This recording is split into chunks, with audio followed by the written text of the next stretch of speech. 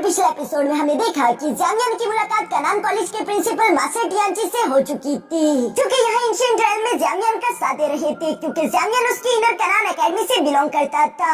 दूसरी तरफ हम देखते हैं कि यहाँ पर कमिंग एज सेरेमनी भी शुरू हो जाती है, जहाँ पर बारी बारी करके एंशिएंट क्लैन के वॉरियर्स को आगे की तरफ बुलाया जा रहा था ताकि इन लोगों के ब्लड लाइन का टेस्ट किया जा सके। इसी तरह करते करते गुयाओ की बारी आ जाती है, जो कि 8 ग्रेड के ब्लड लाइन का ऑनर था, यानी कि उसकी पावर काफी ज्यादा खतरनाक थी और साथ ही साथ कमिंग एज सेरेमनी के रोज के हिसाब से वो किसी को भी फाइट के लिए चैलेंज कर सकता है, जिसके लिए उसने ज़ांगियन को चूज किया। ज़ांगियन ने भी गुयाओ के साथ जबरदस्त फाइट करी। ये फाइट काफी ज्यादा खतरनाक थी, जहाँ पर लास्ट में आते आते हम देखते हैं कि ज़ांगियन ने अपने डिस्ट्रक्टिव एंग्री बुद्धा लोटस का इस्तेमाल किया और इसी से वो गुयाओ को हरा देता है। गुयाओ तो जान से मारा जाता है, लेकिन तभी अचानक वहाँ पर एक मास्टर आते हुए गुयाओ को बचा लेते हैं। साथ ही साथ उन्होंने सब लोगों के सामने ज़ांगियन को विनर भी डिक्लेयर कर दिया था, जिसकी वजह से एंशिएंट क्लैन वाले लोग अब ज़ांगियन की इज्जत करने लगे।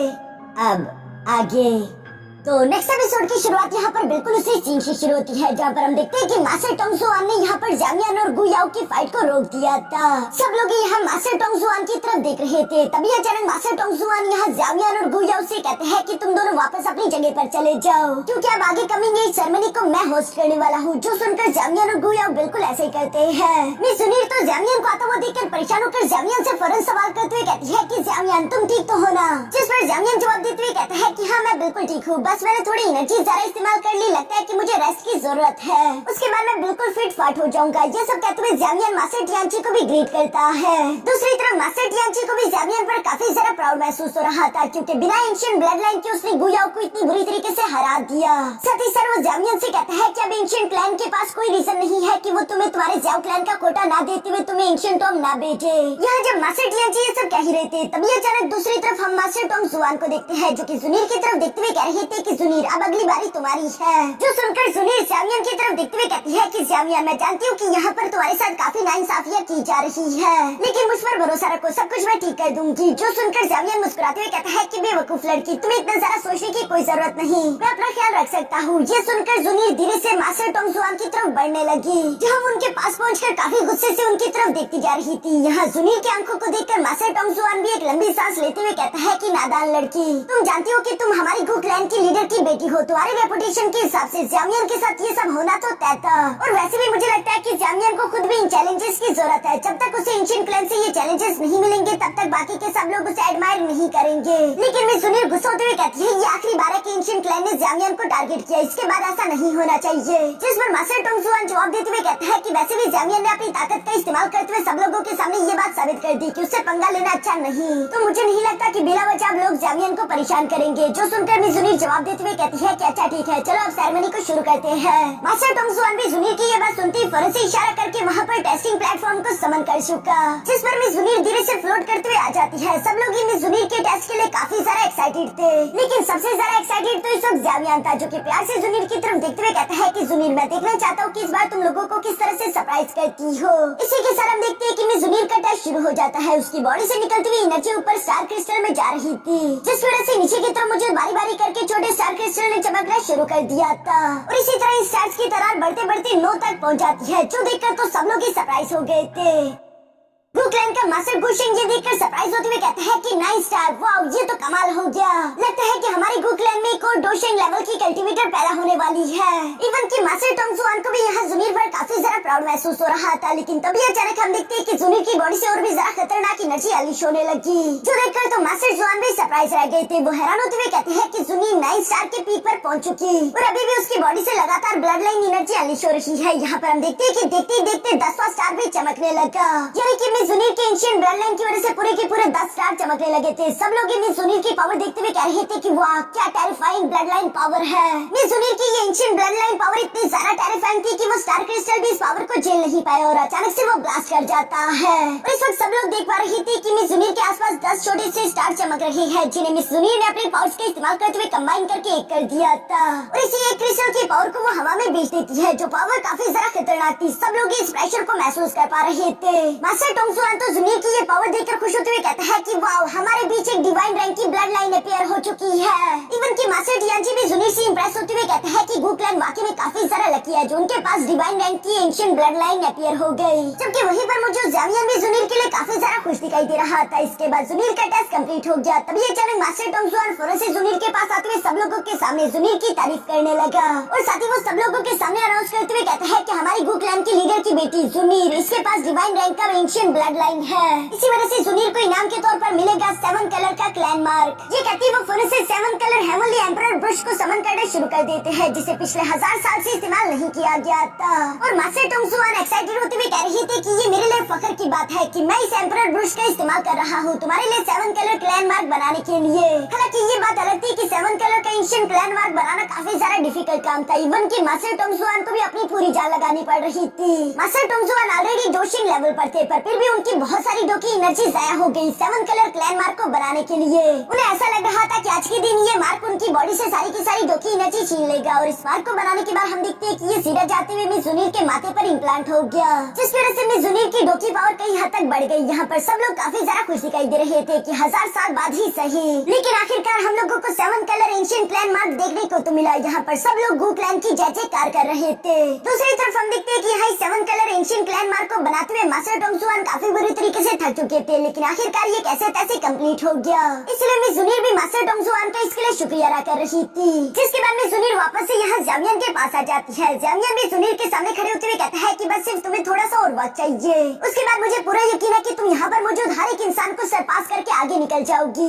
जो बात बेशक ही मास्टर टियांची को जेलस कर देता है, लेकिन वो भी इस बात को अच्छे से जानते रहा कि जुनीर के पास डिवाइन रैंक का एंशिएंट ब्लड लाइन है। इसके बाद वो ज़ावियन से कहता है कि अभी ये कमिंग एज सेरेमनी खत्म नहीं हुई और वैसे भी तुम्हारी बॉडी के अंदर मौजूद एनर्जी इस वक्त अनस्टेबल है, इसलिए जब तक ये सेरेमनी खत्म नहीं हो जाती ज़ावियन तुम अपने लिए कोई जगह ढूंढकर खुद की बॉडी के अंदर मौजूद जख्मों को हील कर लो। जो सुनकर तुम जुनीर ने फौरन से यहाँ मिस्टर लिंग को बुला लिया था और वो मिस्टर लिंग को ऑर्डर देते हुए कहती है कि ज़ावियन को अपने साथ रिकवरी के लिए ले जाओ। जिस पर मिस्टर लिंग कहता है कि ठीक है जैसा आपका हुक्म। दूसरी तरफ जुनीर यहाँ पर पॉइजन गर्ल से भी रिक्वेस्ट करते हुए कहती है कि जब तक मैं ज़ावियन के पास वापस ना आ जाऊँ तब तक तुम ज़ावियन के साथ रहकर प्लीज उसका ख्याल रखना। जो सुनकर पॉइजन गर्ल भी जवाब देते हुए कहती है कि फिक्र मत करो। इसके बाद सीन शिफ्ट होकर ऊपर की तरफ मौजूद 2 लड़कों पर आ जाता है जो कि आपस में बातें करते हुए कहता है कि ये क्या गू क्लैन में तो एक डिवाइन रैंक की ब्लड लाइन अपीयर हो चुकी है जो कि हमारी हुन क्लैन के लिए बिल्कुल भी अच्छा नहीं। मुझे लगता है कि आने वाले फ्यूचर में ये लड़की हमारी हुन क्लैन की सबसे बड़ी दुश्मन बनेगी। हमें उससे पहले ही किसी अच्छे मौके की तलाश करके इस लड़की को जान से मारकर इसे अपना पीछा छुड़वाना होगा। दोस्तों वैसे मैं पहले ही बता देता हूँ कि हुन क्लैन और सोल पैलेस दोनों ही एक दूसरे से जुड़े हुए हैं। इसके बाद हम लोगों को यहाँ रात का सीन दिखाया जाता है जहाँ ज़ावियन आराम से कमरे में बैठकर अपनी कल्टीवेशन प्रैक्टिस कर रहा था और पॉइजन गर्ल उसे प्रोटेक्ट करने के लिए बाहर मौजूद थी। तभी अचानक यहाँ पर मिस जुनीर भी आ जाती है जो कि पॉइजन गर्ल से सवाल करते हुए कह रही थी कि अब ज़ावियन कैसा है। इस पर पॉइजन गर्ल बताती है कि ज़ावियन की बॉडी के अंदर मौजूद एनर्जी इस वक्त काफी ज्यादा अनस्टेबल है। ये सुनकर जुनीर ने फौरन अपने पास एक मेडिसिन निकाल दी जिसे वो पॉइजन गर्ल के हवाले करते हुए कहती है कि ये ज़ावियन को दे देना, इसका इस्तेमाल करते हुए अपनी बॉडी के अंदर मौजूद एनर्जी को स्टेबलाइज कर सकेगा। जो सुनकर पॉइजन गर्ल ने बेशक वो मेडिसिन ले तो ली थी, लेकिन वो यहाँ जुनीर से सवाल करते हुए कहती है कि तुम खुद ये दवाई ज़ावियन को जाकर क्यों नहीं दे रही। जिस पर जुनीर जवाब देते हुए कहती है कि 2 दिन बाद हेवनली टॉम का दरवाजा ओपन होगा और आज की शाम हमारी गू क्लैन के एल्डर्स की बीच मीटिंग है जो कि ये डिसाइड करेंगे कि हेवनली टॉम के अंदर कौन कौन जाने वाला है। मुझे लगता है कि वो लोग जरूर ज़ावियन को नुकसान पहुंचाना चाहेंगे, इसलिए मैं उस मीटिंग की तरफ जा रही हूँ। जो सुनकर पॉइजन गर्ल जवाब देते हुए कहती है कि अच्छा ठीक है तुम आराम से जा सकती हो, पीछे की तरफ ज़ावियन की हिफाजत करने के लिए मैं यहीं पर मौजूद हूँ। जो सुनकर जुनीर पॉइजन गर्ल से कहती है कि इस बार चाहे जो मर्जी हो जाए मैं अपनी पूरी जान लगा दूंगी ताकि ज़ावियन ज़ाओ क्लैन को हेवनली टॉम में रिप्रेजेंट कर सके। इसके बाद सीन शिफ्ट होकर दूसरी तरफ गू क्लैन के एल्डर्स की मीटिंग पर आ जाता है जहाँ पर मास्टर टोंगजुआन सब लोगों से कह रहे थे कि हम लोग अच्छे से जानते हैं कि टोटल 8 एंशिएंट क्लैंस है और हर एक क्लैन के लिए हेवनली टॉम में जाने के लिए सिर्फ 2 ही सीट्स अवेलेबल थी और रूल्स के हिसाब से अगर कोई एंशिएंट क्लैन अपने वॉरियर्स को यहाँ पर नहीं भेजता तो उनकी सीट्स भी हमें मिल जाएगी। पर फिलहाल ये लोग यही डिस्कस कर रहे थे कि हमारे पास 6 कैंडिडेट्स है जबकि हमारे पास सीट्स की कमी है, अब हम क्या करें। इस पर वहीं पर मौजूद एक एल्डर कहता है कि हमारे पास ज़ाओ क्लैन की सीट्स अवेलेबल है। ये सुनकर दूसरा एल्डर जवाब देते हुए कहता है लेकिन ज़ाओ क्लैन का एक लड़का ज़ावियन आया हुआ है, क्या तुम लोगों को नहीं लगता कि ज़ावियन को वो सीट मिलनी चाहिए। इस पर मास्टर गुशेंग जवाब देते हुए कहता है कि नहीं, ज़ाओ क्लैन ऑलरेडी कई सालों पहले ही डिक्लाइन हो चुका और चूंकि अब ज़ाओ क्लैन के किसी भी मेंबर के पास एंशिएंट ब्लड लाइन नहीं है तो मुझे नहीं लगता कि उन्हें ये सीट मिलनी चाहिए। मुझे पूरा यकीन है कि ज़ावियन इस बात को समझ पाएगा, हम उसकी सीट अपने लिए लेंगे। ये सुनकर तभी अचानक वहाँ जुनीर आ गई जो कि कहती है कि नहीं ऐसा नहीं होगा। ये सुनकर सब लोग नीचे की तरफ देखने लगे जहाँ से जुनीर धीरे धीरे सामने की तरफ आ रही थी और वो कहती है कि तुम लोग इस तरह से नाइंसाफी नहीं कर सकते। कई सालों पहले जब ज़्याओ क्लैन हमारे सेंट्रल प्लेन को छोड़कर गया था, तब हमारी गू क्लैन ने बेशक उनकी स्पोर्ट्स को ले लिया, मगर अब चूंकि ज़्याओ क्लैन से कोई वापस आ चुका है, तो मुझे लगता है कि हमें उसकी सीट उसे वापस करनी चाहिए। अगर हम ऐसा नहीं करते तो ये नाइंसाफी होगी। ये सुनकर तो सारे के सारे एल्डर्स खामोश हो गए, लेकिन मास्टर गू शेंग वहाँ पर मुझे जुनीर से कहता है कि तुम हमारी गू क्लैन की मेंबर हो, तुम्हें इस बात को नहीं बोलना चाहिए, बल्कि तुम्हें गू क्लैन के फायदों के बारे में सोचना चाहिए। ये सुनकर मैं जुनीर जवाब देते हुए कहती है कि मैं एंशिएंट क्लैन के प्रिंसिपल्स को अच्छे से जानती हूँ। ज़्याओ क्लैन के जाने के बाद हमने उनकी 2 सीट्स को अपने लिए लेकर इस्तेमाल किया। ये हमारे लिए काफी ज्यादा फायदे की बात थी। हमें तो उनका एहसानमंद होना चाहिए, लेकिन अब चूंकि ज़्याओ क्लैन से कोई वापस आ चुका है, तो आप उसकी सीट में उसे वापस नहीं कर रहे। मैं इस तरह की घटिया काम नहीं कर सकती, और अगर किसी में थोड़ी सी भी इंसानियत हो तो वो ऐसा नहीं करेगा। ये सुनकर मास्टर गू शेंग को तो काफी ज्यादा गुस्सा आ रहा था, लेकिन वो कुछ नहीं कह पाता। तभी अचानक वहाँ पर मौजूद एक दूसरा एल्डर में सुनीर से कहता है कि तुम जो भी कह रही हो वो बिल्कुल ठीक है, लेकिन यहाँ पर जो भी डिसीजन होगा वो सिर्फ एल्डर्स ले सकते हैं, और चूंकि तुम हमारे क्लैन की कोई एल्डर नहीं हो, इसलिए मुझे नहीं लगता कि तुम्हारा यहाँ पर कुछ भी कहना बनता है। जो सुनकर मैं सुनीर जवाब देते हुए कहती है कि मास्टर गू कियान, शायद तुम भूल गए कि मेरे पास कौन सी अथॉरिटी है। और ये कहते साथ ही में जुनीर ने फौरन से अपने 7 कलर क्लैन मार्क को एक्टिवेट कर दिया, जिस क्लैन मार्क की पावर तो काफी ज्यादा टेरिफाइंग थी। मास्टर टोंगजुआन ये देखकर बाकी के सारे एल्डर से कहता है कि हाँ, हम ये बात अच्छे से जानते हैं कि जिसके पास भी 7 कलर का एंशिएंट क्लैन मार्क होगा, उसका क्लैन में स्टेटस काफी ज्यादा ऊंचा हो जाता है। इस वक्त जुनीर का स्टेटस तुम में से भी कई सारे एल्डर से ऊंचा है, इसी वजह से हमें जुनीर की बात सुननी चाहिए। हमारी गू क्लैन ने ज़्याओ क्लैन के स्पोर्ट्स को काफी अरसे तक इस्तेमाल किया, अब वक्त आ चुका है कि हम उनकी सीट को वापस कर दे। जो सुनकर तो सारे के सारे एल्डर्स अपना मुंह बनाने लगे, लेकिन कोई भी कुछ नहीं कह पाता। इसलिए मास्टर टोंगजुआन कहता है चूंकि किसी को भी कोई ऑब्जेक्शन नहीं है, इसलिए फैसला हो चुका कि ज़्याओनियन को वो सीट मिलेगी। जुनीर जाके ज़्याओनियन को बता दो कि वो हेमली टॉम के लिए खुद को तैयार कर ले। जो सुनकर मैं जुनीर भी फौरन यहाँ से रवाना हो गई। मैं जुनीर के जाने के बाद मास्टर गू शेंग मास्टर टोंगजुआन से सवाल करते हुए कहता है कि हेमली टॉम के अंदर महान ज़्याओ जुआन की कब्र भी मौजूद है, जिस तक हमारे क्लैन का कोई भी मेंबर नहीं पहुँच पाया। उनकी ये फिक्र भरी बात सुनकर तभी अचानक वहाँ पर किसी की आवाज सुनाई दी, जो कि कह रहा था कि तुम फिक्र मत करो, ज़्याओ जुआन की टेक्निक्स और मेथड्स काफी ज्यादा मिस्टीरियस थे। इवन कि अगर मैं भी वहाँ पर चला जाऊँ तब भी मेरे सक्सेसफुल होने के चांसेस सिर्फ 50% है। ज़्याओनियन का तो कोई चांस नहीं कि वो ज़्याओ जुआन की लेगेसी को हासिल कर सके, इसलिए तुम सब लोग अब यहाँ से जा सकते हो। जो ऑर्डर सुनते वहाँ पर मुझे सारे के सारे एल्डर बिल्कुल ऐसे कहते यहाँ से रवाना हो गए, सिवाय मास्टर टोंगजुआन के। और मास्टर टोंगजुआन उस आदमी की तरफ देखते हुए उन्हें रिस्पेक्ट पेश करते हुए कह रहा था कि क्लैन लीडर, आखिर आप इस लड़के ज़्याओनियन के बारे में क्या सोचते हो, जिस पर हम लोग पहली बार गू क्लैन के लीडर को देखते हैं, जो कि बस सिर्फ इतना ही जवाब देता है कि इस लड़के में काफी सारा काबिलियत है। इसके बाद हम लोगों को नेक्स्ट डे मॉर्निंग का सीन दिखाया जाता है, जहाँ ज़्याओनियन अपने 3000 थंडर टेक्निक का इस्तेमाल करते हुए काफी तेजी के साथ पहाड़ों में मूव कर रहा था। साथ ही साथ वो खुश होते हुए कह रहा था कि आखिरकार मैंने दोबारा से अपनी पीक कंडीशन को रिस्टोर कर लिया।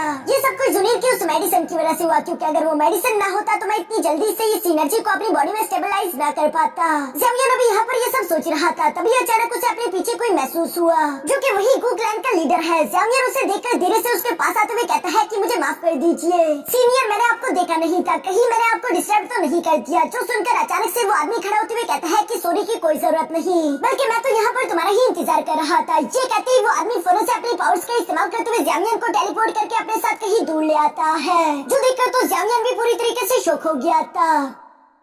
दूसरी तरफ वो आदमी ज़्याओनियन से कहता है कि मैंने इस बात की उम्मीद बिल्कुल भी नहीं की थी कि ज़्याओ क्लैन के एंशिएंट ब्लड लाइन के खत्म होने के बाद वो तुम जैसे किसी एक्सीलेंट वॉरियर को पैदा कर पाएंगे। जो सारी बातें सुनकर दूसरी तरफ ज़्याओनियन खुद को इंट्रोड्यूस करवाते हुए कहता है कि मेरा नाम ज़्याओनियन है, क्या सीनियर मैं जान सकता हूँ कि आखिर आपका नाम क्या है? जिस पर वो आदमी जवाब देते हुए कहता है कि हाँ, मैं जुनीर का फादर गू क्लैन का लीडर गू युआन हूँ, तुम्हें इतना ज्यादा घबराने की कोई जरूरत नहीं। जो सुनकर दूसरी तरफ ज़्याओनियन हैरान होते हुए कह रहा था कि क्या जुनीर का फादर, लेकिन फिर वो थोड़ी देर सोचने के बाद यहाँ मास्टर युआन से सवाल करते हुए कहता है कि वैसे मुझे क्यों ढूंढ रहे थे? इस पर मास्टर युआन कहता है कि वो टाओशी एम्परर का जेड लॉकेट, क्या वो तुम्हारे पास अभी भी मौजूद है? जो सुनकर तो ज़्याओनियन थोड़ा सा घबरा गया। दूसरी तरफ मास्टर युआन ज़्याओनियन से कहते हैं कि टाओशी एंशिएंट एम्परर के मरने के बाद उसका इंपीरियल रेलिक पीछे की तरफ छूट गया, जिसमें इतनी ज्यादा पावर है कि उसका इस्तेमाल करते हुए कोई भी डोडी लेवल तक पहुंच सकता है। और इसी इंपीरियल रेलिक के लिए सारे के सारे 8 के 8 एंशिएंट क्लैन आपस में एक दूसरे से जंग लड़ना शुरू हो गए थे। बहुत बड़ी जंग हुई, एंड में यही हुआ कि उस इंपीरियल रेलिक के दरवाजे की चाबी बीच में से टूटकर 8 हिस्सों में डिवाइडेड हो गई थी, जिनमें से एक पीस अलग अलग एंशिएंट क्लैन के पास चला गया। और इस वक्त तुम्हारे पास जो जेड पीस मौजूद है वो आखिरी 8वां पीस है। जो सुनकर ज़्याओनियन हैरान होते हुए कहता है कि क्या कहा इंपीरियल रेलिक, और ये कहते ही ज़्याओनियन को याद आया कि वो एक बार पहले भी इस एनर्जी को महसूस कर चुका है। दूसरी तरफ मास्टर युआन ज़्याओनियन से कहता है कि हुन क्लैन काफी अरसे से तुम्हारे पीछे पड़ा हुआ है। दोस्तों, जैसा कि मैं बता चुका हूँ कि हुन क्लैन को अब तुम लोग सोल पैलेस की तरह समझ सकते हो, इसलिए मास्टर युआन ज़्याओनियन से कह रहा था कि हुन क्लैन ने ही तुम्हारे फादर को कैप्चर किया, और ये सब कुछ उसी टाओशी एंशिएंट एम्परर जेड पीस किसकी वजह से हो रहा है। मैं जानता हूँ कि जामियन ये काफी सारा मुश्किल होगा, लेकिन तुम वो जेड रॉकेट मेरे हवाले कर दो, मैं उसे अपने पास महफूज रखूंगा। जो सुनकर तो जामियन एक कदम पीछे हटा लेता है। मास्टर युआन भी समझ गया था कि जामियन इतनी आसानी के साथ वो जेड पीस मुझे नहीं देगा। दूसरी तरफ जामियन यहाँ मास्टर युआन से कहता है कि उस जेड पीस के ऊपर मेरे फादर का सोल इम्प्रिंट लगा हुआ है। मुझे उसकी जरूरत है ताकि मैं उससे पता लगा सकूं कि मेरा फादर इस वक्त जिंदा है या नहीं। इसलिए मुझे माफ कर दीजिए, लेकिन वो जेड पीस तो मैं आपको नहीं दे सकता। यहाँ पर इससे पहले कि मास्टर युआन कुछ भी कह पाते तभी अचानक वहाँ पर मिस जुनीर आ गई, जो कि सीधा अपने फादर के सामने आकर खड़ी हो जाती है। दूसरी तरफ मास्टर युआन भी अपनी बेटी जुनीर को देखते हुए कहता है कि ये लड़की बिना, चलो मैं ही यहाँ से जा रहा हूँ। और ये कहते ही मास्टर युआन फौरन यहाँ से चले गए। जिनके जाने के बाद मिस जुनीर जामियन से कहती है कि आखिर मेरे फादर तुमसे किस बारे में बात कर रहे थे, कहीं उन्होंने तुमसे टाउशी जेड एम्परर का लोकेट तो नहीं मांगा। जिस पर जामियन मुस्कुराकर जवाब देते हुए कहता है कि फिक्र मत करो, वो सिर्फ मुझसे कुछ बातें डिस्कस कर रहे थे, उन्होंने मुझे प्रेशराइज नहीं किया। जिस पर मिस जुनीर भी शांत होते हुए कहती है कि अच्छा तो ये बात है। फिर वो खुश होते हुए जामियन को खुशखबरी सुनाते हुए कहती है कि वैसे तुम्हारे लिए अच्छी खबर है, हमारे एल्डर्स ने तुम्हें हेमली टॉम में जाने की इजाजत दे दी। जो सुनकर तो जामियन भी खुश हो गया और वो साथ ही साथ मिस जुनीर का इसके लिए शुक्रिया भी अदा करता है। इसके बाद नेक्स्ट सीन में हम लोगों को हेमली टॉम का सीन दिखाया जाता है, जहाँ पर 7 एंशिएंट क्लैन के 14 वॉरियर्स पहुंच चुके थे और 8वें एंशिएंट क्लैन के जुनीर और जामियन भी यहाँ अपने फ्लाइंग हॉर्स का इस्तेमाल करते वहाँ पर आ जाते हैं। चूँकि टोटल 8 एंशिएंट क्लैन और हर एक एंशिएंट क्लैन में से सिर्फ 2 ही मेंबर अंदर की तरफ जा सकते थे, इसलिए इस वक्त यहाँ पर टोटल 16 मेंबर्स मौजूद थे। जहाँ पर आती मिस जुनीर सब लोगों के बारे में जामियन को बताने लगी। वो सबसे पहले अपनी गु क्लैन के एक मेंबर के बारे में जामियन को बताती है, जिसका नाम ब्रदर किंग यांग था और ये आगे चल के जामियन का काफी अच्छा दोस्त भी बनेगा। इसके बाद मिस जुनीर बताती है कि उस साइड तुम देख पा रही हो वो दोनों याओ क्लैन से हैं। इसी तरह मिस जुनीर बाकी के भी क्लैन मेंबर्स के बारे में बताने लगी कि ये यान क्लैन के मेंबर्स है, ये है शी क्लैन के मेंबर्स, ये है ली क्लैन के मेंबर्स और ये है लिंग क्लैन के मेंबर्स। जामियन यान क्लैन के मेंबर्स को तो पहले से पहचानता था, उन्हें देखकर वो खुश होने लगा, लेकिन वहीं पर मौजूद 2 इवल लड़कों को देखकर वो समझ जाता है कि ये दोनों यकीनन हुन क्लैन से हैं। जिस पर मिस जुनीर भी बताती है कि हाँ जामियन तुमने बिल्कुल सही कहा और इनमें से एक लड़का हुनिया है, जिससे तुम्हें जरा बचकर रहना होगा, क्योंकि वो हुन क्लैन के टॉप जीनियस लड़कों में से एक है, जो कि इस वक्त यहाँ हुन क्लैन को रिप्रेजेंट करने के लिए आया हुआ है। ये सुनकर जामियन जुनीर से कहता है कि फिक्र मत करो, जब मैं एंशिएंट क्लैन में शुरू में आया था तो हुनिया से पहले ही मेरा आमना सामना हो चुका है। यहाँ पर ये सारी बातें चल रही थी, तभी अचानक वहाँ पर थोड़ी सी हलचल हुई और हम देखते हैं कि मास्टर टॉम सुआन यहाँ पर पहुँच गया, जो कि आते साथ ही अपनी गोल्डन एनर्जी यहाँ हेमली टॉम के दरवाजे में डालना शुरू कर देता है। साथ ही साथ मास्टर टॉम सुआन सब लोगों को बताने लगा कि तुम में से हर एक क्लैन के सिर्फ 2 मेंबर ही अंदर की तरफ जा सकते हैं। इस हेमली टॉम के अंदर तुम लोगों को 3 साल का अरसा मिलेगा, तुम में से कोई भी 3 साल से ज्यादा अंदर की तरफ नहीं रह सकता। जैसे ही तुम लोगों के 3 साल पूरे होंगे, ये हेमली टॉम फौरन से तुम लोगों को टेलीपोर्ट करके बाहर भेज देगा। जबकि साथ ही साथ मास्टर टॉम सुआन ये भी बताता है कि अंदर के 3 साल बाहर के सिर्फ आधे साल के बराबर होंगे। तभी अचानक हेमली टॉम का दरवाजा ओपन हो गया।